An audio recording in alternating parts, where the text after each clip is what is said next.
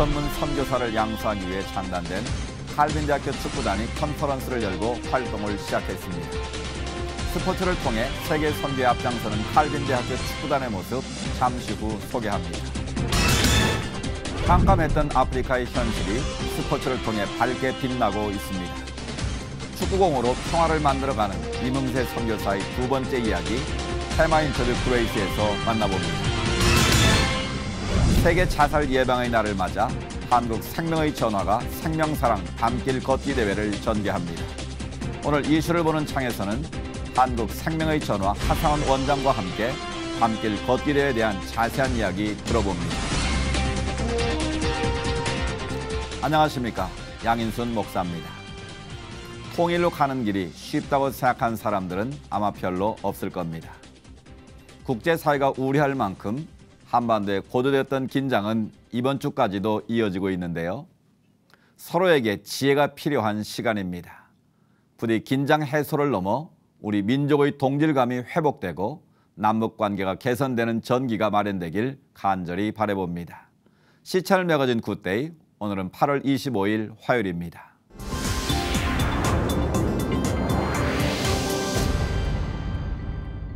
첫 순서로 교계 뉴스부터 정리해드립니다.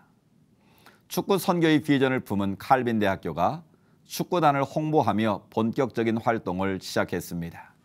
칼빈대 축구단은 축구 컨퍼런스를 열고 미래의 축구 선교사들과 함께하는 시간을 마련했습니다. 유성원 기자가 보도합니다. 녹색 그라운드에서 가볍게 몸을 푸는 선수들. 축구 경기를 앞두고 러닝과 스트레칭으로 긴장을 풀어봅니다. 심판의 휘슬이 울리자 22명의 선수들이 빠르게 움직입니다. 선수들은 자신들의 기량을 선보이기 위해 이를 악물고 그라운드를 누빕니다. 날쌘 드리블을 펼치는 선수부터 제공권 다툼을 위해 높이 뛰어오르는 선수까지. 찬스를 맞이한 프리킥 상황에서는 힘껏 감아올린 공이 아쉽게 골대를 벗어나기도 합니다. 칼빈대학교 축구 컨퍼런스에 참여한 선수들이 프로 선수 못지않은 실력을 보여줬습니다. 축구단을 창단한 칼빈대학교는 남수단과 남아프리카 공화국 등 복음이 필요한 곳에 축구를 통해 세계 선교에 앞장선다는 계획입니다. 대학 졸업자로서, 축구 전문가로서, 또 하나님 믿는 그런 신앙인으로서 그런 사역을 한다고 하는 것은 전혀 이제 선수로서 이상의 의미를 부여하는 거기 때문에 저희가 그거를 이제 신학대학으로서 좀 선점을 하려고 하는 마음에서 축구단을 창단한 것입니다. 칼빈대 축구단은 선수 모집을 시작으로 본격적인 활동에 들어갈 예정입니다. 이후에는 내년 대학리그 참가를 목표로 훈련하고 대한예수교장로회 합동총회 세계선교회인 GMS와 함께 선교사 양성에도 힘을 기울인다는 계획입니다. 우리 GMS 스포츠 선교회, GMS 선교회하고 같이 연관해서 GMS에서 필요한 이제 또 선교사 훈련 공부도 같이 하고, 그렇게 해서 이제 앞으로 선교사로서 파송하는 준비를 이제 1학년 때부터 잘 준비하도록 하겠습니다. 축구 컨퍼런스에 참가한 학생들은 제2의 이영표를 꿈꾸며 축구와 선교 두 마리 토끼를 잡는다는 당찬 각오를 밝혔습니다. 아무래도 제가 크리스찬이다 보니까 축구 선수 꿈을 가지고 성공을 하면 그 제가 가진 모든 재능과 이런 걸 교회에서 재능 기부식으로 이렇게 많이 배려 있게 해줄 수 있을 것 같아요. 네. 이용표 선수처럼 하나님 믿으면서 널리 알리고 싶어요. 세계 선교의 비전을 품고 축구로 비상을 꿈꾸는 칼빈대학교 축구단의 앞으로의 행보가 기대를 모으고 있습니다. C채널 뉴스 유성훈입니다. 이어서 그 밖의 교계 소식 전해드리겠습니다. 기독교 한국침례회 국내선교회가 회장 이추임 감사 예배를 드리고 유지영 목사를 제10대 회장으로 추대했습니다. 유지영 신임 회장은 이날 취임사에서 하나님의 나라와 의를 먼저 구하라는 말씀을 소명으로 일할 것이라며 포부를 전했습니다. 그러면서 미자립교회 지원과 북한 선교 등 기본 사역과 개척 소명자 발굴, 대규모 성회 개최 등 장기 계획을 밝혔습니다. 직전 회장 최춘식 목사는 이 임사를 통해 지금껏 함께해준 침례회 국내 선교회 후원자들에게 감사드린다며 앞으로도 협력해줄 것을 요청했습니다. 지난 15일 해방 70년 광복 67주년 감사 예배를 드렸던 한국기독교 총연합회가 기자회견을 열고 지난 예배의 의미와 성과 등을 자평했습니다. 최성규 준비위원장은 지난 24일 기자회견에서 감사 예배에 대해 대한민국의 해방과 건국의 의미를 되새기는 시간이었다고 평가했습니다. 또 예배와 함께 건국 공로상을 수상한 것에 대해 해방과 더불어 건국에 대해서도 관심을 갖고자 마련한 것이었다고 설명했습니다. 그러면서 한기총은 앞으로 대한민국 역사 바로 세우기 운동을 통해 대한민국의 정통성을 세워나가겠다고 덧붙였습니다. 이번에는 나라 밖 소식입니다. 이라크는 전 세계에서 기독교인에게 가장 위험한 국가로 알려져 있습니다. 그런데 이곳에서 IS의 만행에도 불구하고 용감하게 복음을 전하고 있는 한 이라크인 목사님이 있다고 하는데요. 자세한 소식 전해드립니다.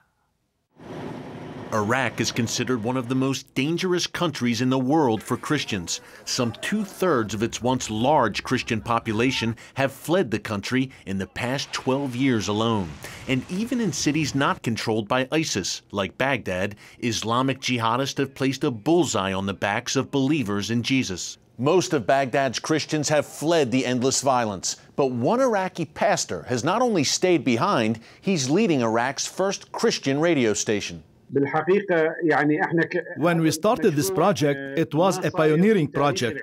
No one ever applied for a radio station in the history of Iraq, especially a Christian radio station. Pastor Maher Fawad leads Baghdad's New Testament Baptist Church. He told CBN News that he founded 102.9 FM in Baghdad a decade ago to reach Iraqis with the gospel. During the time, violence was a major problem in Baghdad, with the sounds of explosions and car bombs. And out of all these radio stations that broadcasted violence and negative news, our radio station appeared broadcasting the gospel and the good news of Jesus Christ. Since then, the violence has not stopped, and neither has Pastor Maher. The station's daily programming now reaches up to 8 million people in and around Baghdad. I pray publicly on our radio station, so all the Iraqis will hear it. Not only Christians, but also Muslims call us live on the air, requesting that we pray for them. His bold stance has brought countless death threats, and with ISIS declaring an all-out war on Christians, things have only become more dangerous. The situation here in Baghdad is not only bad, it's very bad. When ISIS occupied Ramadi, we became in danger because Ramadi is not very far away from Baghdad. On one side, we have ISIS threatening us, and the second danger we face is from car bombs and explosions. But Pastor Maher remains on the air, and he's spreading the message beyond Baghdad. In 2010, with the help of U.S.-based High Adventure Ministries, he established another Christian radio station in Basra, in southern Iraq. That station can be heard as far away as neighboring Kuwait and Iran. We rejoice because many people are listening and receiving the message and are responding to the message of the gospel. In the meantime, he says he has no plans to leave Iraq. The Lord protected us, and I believe the Lord will protect us also in the coming days. He says thousands of Iraqi Christian refugees need aid, and he's praying the U.S. government and the American church will step up to help as ISIS continues to wreak havoc. Eric Stakelbeck, CBN News, Washington. 다음 소식입니다. 멀리 아프리카 우간다로 가봅니다. 최근 우간다 음악 공연단이 한국에서도 은혜로운 공연을 하고 돌아간 것으로 알고 있는데요. 하나님의 북 공연단을 맡고 계신 박마리아 선교사님 전화 연결되어 있습니다. 안녕하십니까, 선교사님? 안녕하세요, 박마리아입니다. 네, 반갑습니다. 앞서 말씀드린 대로 이번에 한국 공연을 하신 것으로 아는데 하나님의 북 공연단에 대해서 좀 소개를 해주시죠. 네, 하나님의 북은 스와힐리 말로 웅고마 야문구라 부르는데요. 네. 2007년에 아프리카 음악대학의 한 공연단으로 시작되었고요. 네. 여느 아프리카 나라들처럼 저희가 사역하고 있는 우간다는 식민 통치 결과로 여러 부족들이 한 나라로 묶어지기 시작하게 되었거든요. 네. 그러니까 부족 간의 갈등이 생기고 점점 심화되어서 저희가 늘 미디어로 통해 보고 짓는 내전, 질병, 가난, 고아들로 아픔이 크고 깊습니다. 네. 그래서 다른 부족들이 서로의 음악과 춤을 나누면서 하나가 되기를 바라는 마음으로 시작했습니다. 2007년 창단 이후 거의 2년에 한 번씩 한국을 방문해서 올해로 5번째로 방문했고요. 네. 올해는 영월 아프리카 박물관과 동강 축제 외에는 주로 교회들에서 한 20년 했습니다. 그렇군요. 단원들이 모두 아프리카의 깨끗하고 발전된 모습을 많이 이야기했지만 그런 겉모습보다 더 인상 깊고 배우고 싶은 것은 한국 성도님들의 사랑, 네. 너그러움, 친절함이라고 해서 한국 선교사가 무척 깊었습니다. 네. 그런데 한국 사람들이 이렇게 아름답고 풍요로운데 왜 성형을 많이 하는지, 자살을 많이 하는지, 또 전철 안에서 스마트폰을 지나치게 쓰는 것은 아닌지 그런 질문들도 했고요. 네, 네. 그렇지만 전반적으로 와서 교회들을 방문하고 공연을 해보니 땅덩어리가 작은 나라 한국이 세계 선교에 큰 쓰임을 받는 이유를 알겠다고 했습니다. 네, 네. 하나님의 북 공연단에서 활동하는 단원들이 많이 있는데 주로 어떤 분들인가요? 네. 하나님의 북 공연단은 아프리카 음악대학에 소속된 공연단이기 때문에 교수진, 졸업생, 재학생들도 구성되어 있습니다. 네. 아프리카 음악대학은 제가 2002년에 설립해서 현재 우간다 교육부와 사회에서 주목받는 대학으로 커서 우간다 교육부 산하에서는 유일한 음악 전문 대학입니다. 그렇군요. 선교사님과 함께하고 있는 그 음악 선교단 제자들이 바로 우간다 그리고 나아가서 아프리카 교회를 이끌어갈 지도자들이 될 것 같은데 어떻습니까? 네. 졸업생들뿐 아니라 대학생들 대부분도 이미 교회 음악사역자들로 또 유명한 음악가로 학교 교사로 활발히 활동하고 있습니다. 네. 많이 알려진 음악가들도 늦게라도 저희 학교에서 교육을 받고 싶어할 만큼 대학의 위상이 높아져서 영향력도 큽니다. 원래 설립 비전이 아프리카 사람들이 하나님께서 아프리카에 복 중에 복 뛰어난 음악성을 주신 것을 깨닫고 하나님 안에서 자존감이 회복되고 그 음악성으로 아프리카 교회뿐 아니라 세계를 축복하며 하나님께 영광 돌리는 것이었습니다. 네, 네.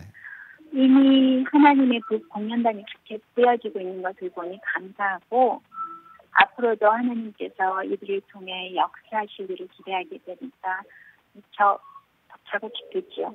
네, 네.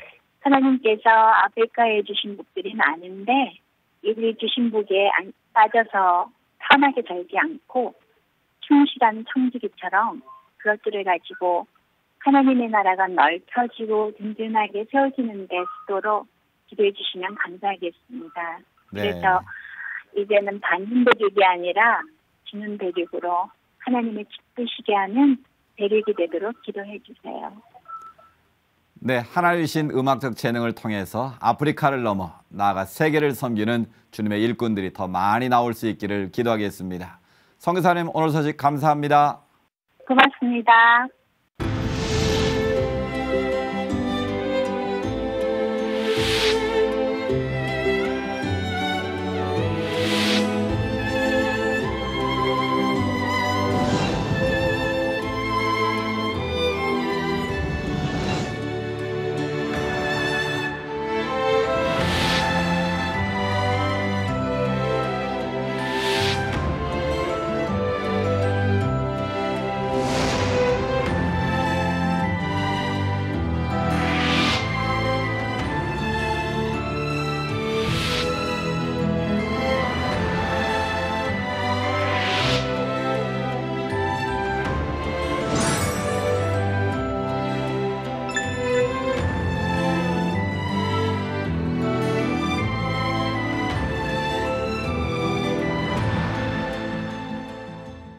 오늘 테마 인터뷰 그레이스는 지난주에 이어서 축구공에 복음을 실어 아프리카 아이들에게 꿈을 갖게 하는 남수단 축구 국가대표 임흥세 감독 그 두 번째 이야기입니다.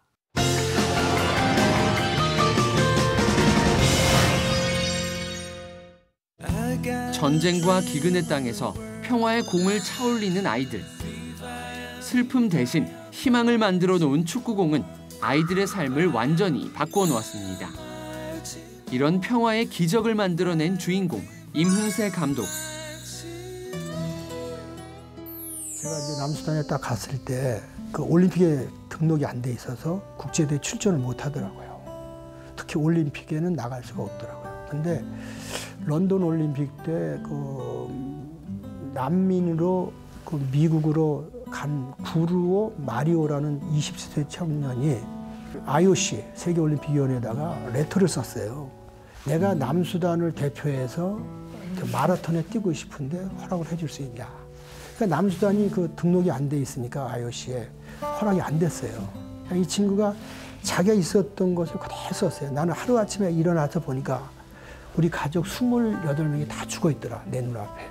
그래서 나는 난민으로 이제 미국으로 갔는데 나는 그래도 미국보다도 남수단을 위해서 올림픽에 꼭 출전하고 싶다는 청을 IOC에서 받아줘가지고 뛰는 조건에 남수단 이제 국기는 왼쪽 가슴에 달 수 없어도 IOC 오륜기를 달고 뛰어라.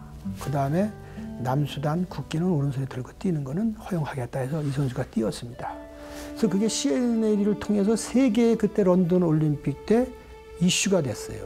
그래서 내가 그 뉴스를 접하고 내가 축구 선교사로 왔는데 이것을 문제를 해결하면 좋지 않겠냐 고민하던 중에 제가 한국의 이혜리사 위원님을 찾아가서 이 얘기를 했더니 위원님이 K 도와주셔가지고 지난 연도 7월 5일 날 남수단 독립기념일 날 우리가 남수단 그 IOC 창립기념 행사를 하면서 IOC에 5개 종목 이상이 들어야 그 IOC의 정식 회원이 됩니다. 근데 제가 그걸 이제 주선해서 해서 8개 종목을 등록했어요. 그래서 그 청년들과 젊은이들이 스포츠를 통해서 꿈과 희망을 가질 수 있는 그런 계기가 된 거죠. 국제대회에 참가해 국가대표라는 자부심을 갖게 된 남수단 선수들. 이들에게 절실히 필요했던 또 하나의 과제가 있었습니다. 그 아무래도 이제 아프리카라는 것이라는 게 이제 교육적으로 이제 아무래도 열악하다 보니까 결국 축구도 지도자는 교육을 받아야 되는데 그런 열악한 환경에 있고 두 번째로는 축구는 좋아하지만은 지도자가 아무래도 없다 보니까 열악해서 제가 이런 DVD도 만들고 축구를 공급하는데 그러기 위해서 제가 축구 대안학교를 그 남양주에다가 시작을 했어요. 그래서 축구 대안학교를 세웠고 그 다음에 이제 그 우리 대한예술 장로의 칼빈 신학교에서 축구팀을 창단했습니다. 그래서 지금 선수 스카웃을 하고 있고 그래서 지금 이제 칼빈 신학교를 통해서 축구팀이 창단되고 저 같은 축구 선교사가 양성돼서 아프리카 곳곳에 이제 정말 그 영성과 지성과 또 축구를 겸비한 선교사가 파송될 수 있도록 지금 우리가 계획하고 좀 준비하고 있습니다. 영성과 지성을 겸비한 축구 선교사. 임흥세 감독은 이들이야말로 아프리카 곳곳에 심겨질 복음의 씨앗이 될 거라고 믿고 있습니다. 저는 그렇게 생각해요. 지금 아프리카에 많은 그 사람들이 NGO 단체라든지 이제 선교 단체에서 빵을 갖다 주고 떡을 갖다 줍니다. 참 너무 좋은 거죠. 굶주린 사람들한테, 특히 난민들 또 이런 사람들한테 갖다 주는데 저는 이제 빵 문제보다도 그들에게 희망을 주는데 또 그 청소년들에게 목표를 세워주고 또 꿈을 주는 가정 속에서 저는 그들의 그 모습을 보면서 내가 더 희망을 가져요. 꿈을 갖고 그게 가장 행복한 것 같아요. 저는 요 위드갓 함께하는 갓인데 위드갓 근데 어떤 분이냐면 제가 그 저도 뭐 한국에서 장로 생활 장로로도 섬기고 모태신앙으로 이제 믿음 생활했는데 모르겠어요. 제가 이런 말하면 교만하다 그럴 수도 있겠지만은 그 욥기 마지막서에 나온 귀로만 듣던 하나님을 나는 아프리카에서 눈으로 봤습니다. 중요한 것은 하나님이 나와 함께한다. 위도 갓. 이것이 저의 그냥 하나님이 저를 그렇게 생각하고 저도 하나님이 저도 그렇게 생각하고 저도 하나님을 그렇게 생각하는 함께 하는 그런 하나님인 것 같아요. 끝없는 내전으로 아이들까지 총을 들어야 하는 나라 남수단. 소년병들이 모든 무기를 버리고 함께 나와 축구하는 날. 이문세 감독은 그날을 기다리며 오늘도 축구공으로 만들어가는 둥근 평화를 꿈꿉니다.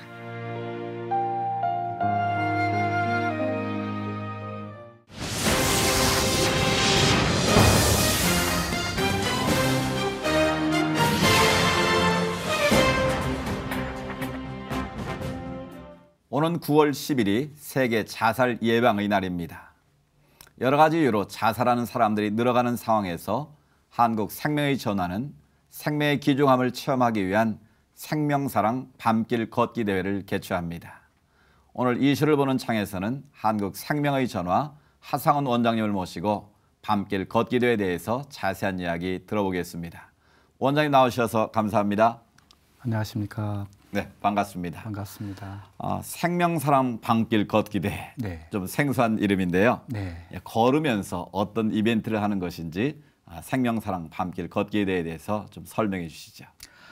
2006년부터 한국 사회에 자살 문제가 심각하다는 것을 알고 생명사랑 밤길 걷기를 기획을 해서 네. 올해로 10년째 대회를 개최하고 있습니다. 그렇군요. 네, 이 밤길 걷기 대회는 우리나라가 자살률 OECD 국가 중에서 11년째 1위를 계속하고 있고 네. 1년에 15,000명, 매일 40명 이상이 자살하는 그런 현실을 좀 직시하고 예. 이 자살 문제를 좀 예방하고 우리 국민들에게 죽음의 문화를 생명 존중의 문화로 만들기 위한 네. 그런 목적으로 시작을 했습니다. 그래서 밤길을 걸으면서 한 걸음 한 걸음 걸으면서 자살과 같은 어두운 문화를 네. 밝고 긍정적인 생명 존중의 문화로 바꿔가고자 하는 그런 취지를 갖고 네. 시작을 했습니다. 하루에 40명 이상이 자살하는 어쩌면 자살공화국 같은 나라 아니겠습니까? 그렇습니다. 예. 그런데 밤길을 걷는다는 게 좀 이색적인데요. 네. 밤길을 걷는 것과 이 생명 존중 이게 어떤 연결이 있는지 좀 설명해 주시면 좋겠습니다.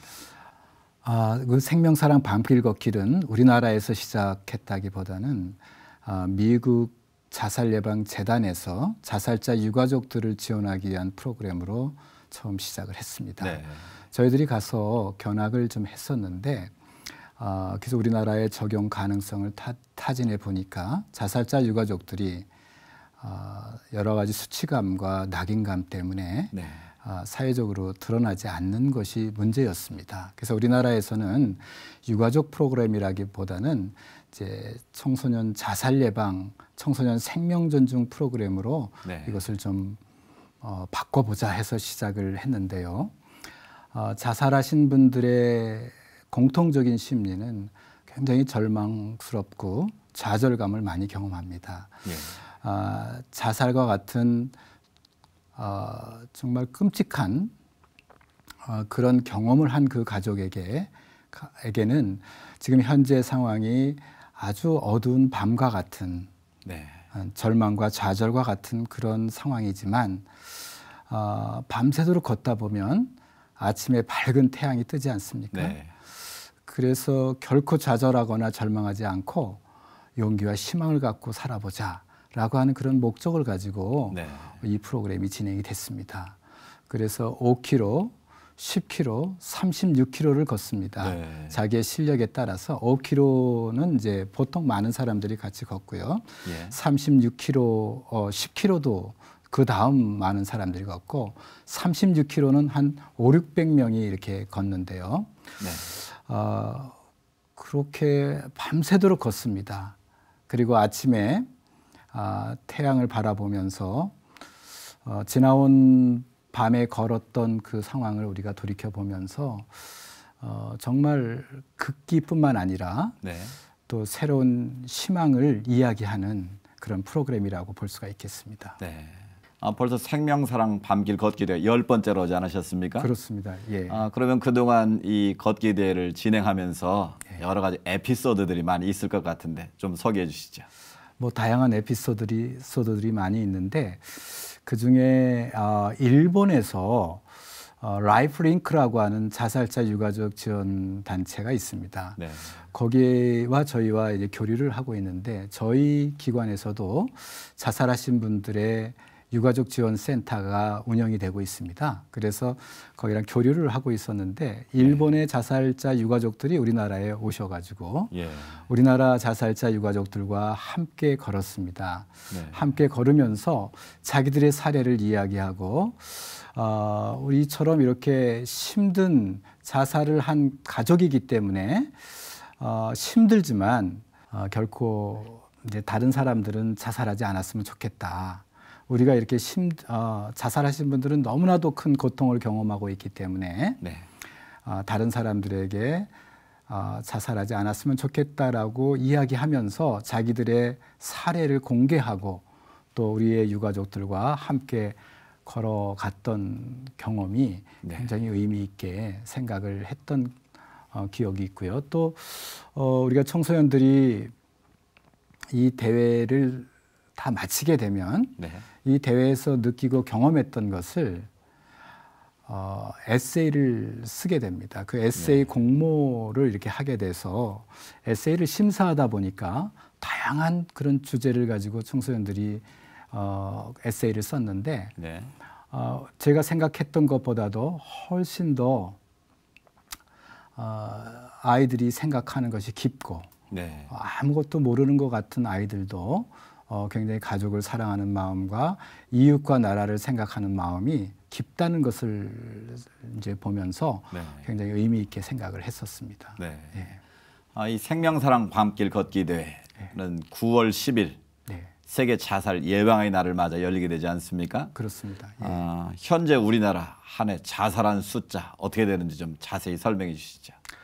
원래 자살 예방의 날은 이제 2003년도에 스웨덴의 스톡홀름에서 이제 국제 자살 예방 협회와 세계 보건기구가 매년 9월 10일을 세계 자살 예방의 날로 정하자라고 이렇게 그런 취지를 가지고 시작을 했는데요.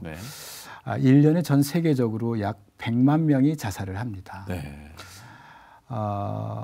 너무 많은 사람들이 자살을 하고 있기 때문에 이제 국제 자살 예방 협회와 세계 보건 기구는 자살이라고 하는 킬러들과 전쟁을 하자라고 해서 만든 날이 세계 자살 예방의 날이고요. 우리나라도 2004년부터 자살 예방의 날을 지키고 있습니다.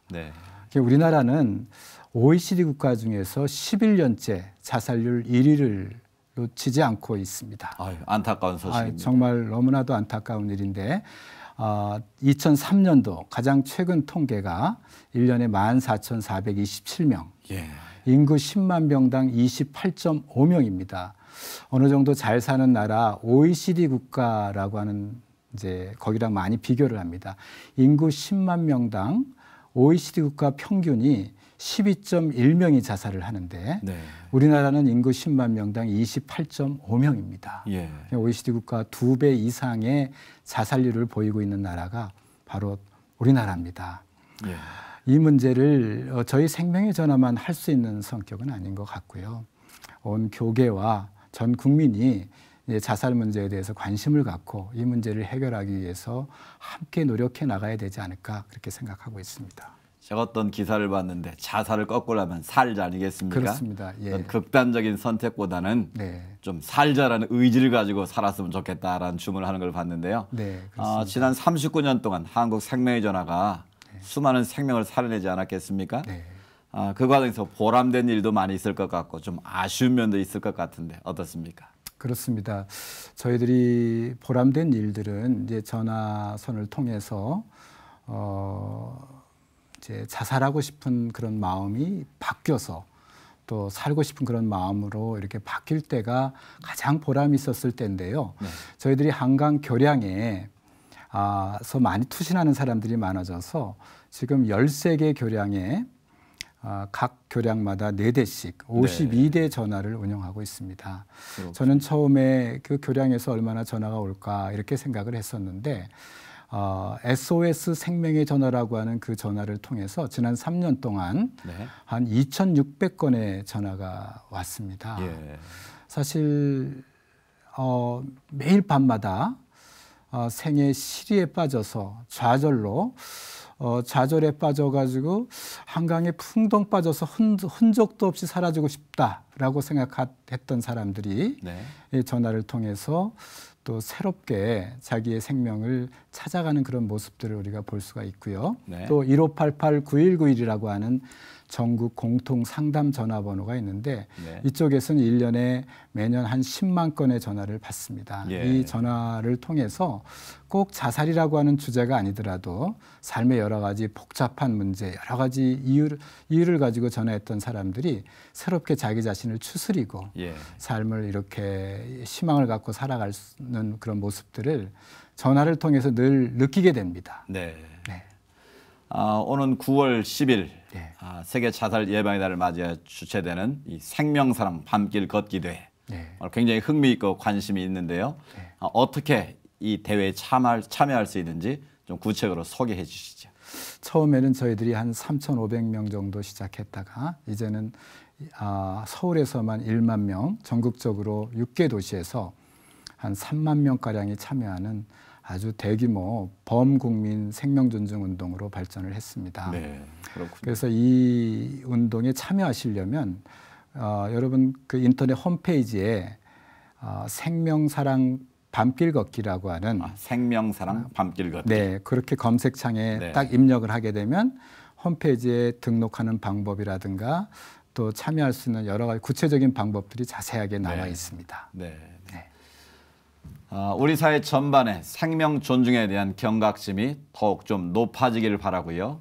특별히 이번 대회가 인생의 어려움을 겪는 많은 분들에게 선한 영향력을 끼칠 수 있기를 바라겠습니다. 오늘 말씀 감사합니다. 네, 고맙습니다.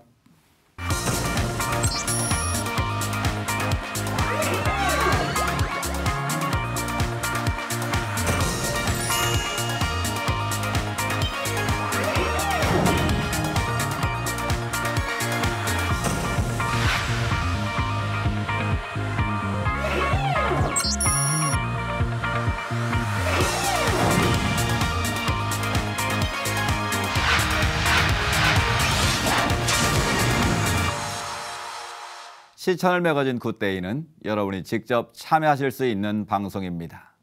아래 전화번호와 이메일로 언제든지 연락 주시기 바라고요. 인터넷으로도 다시 보실 수 있습니다. 꼭 한번 확인해 보시기 바랍니다. 처서도 지났는데 막바지 더위가 만만치 않습니다. 오늘은 태풍 영향으로 전국적인 비 예보가 있습니다. 이번 비가 그치면 가을이 성큼 우리 곁으로 다가올 것 같습니다. 오늘 순서 여기까지고요. 저는 다음 시간에 인사드리겠습니다. 시청해주신 여러분 고맙습니다.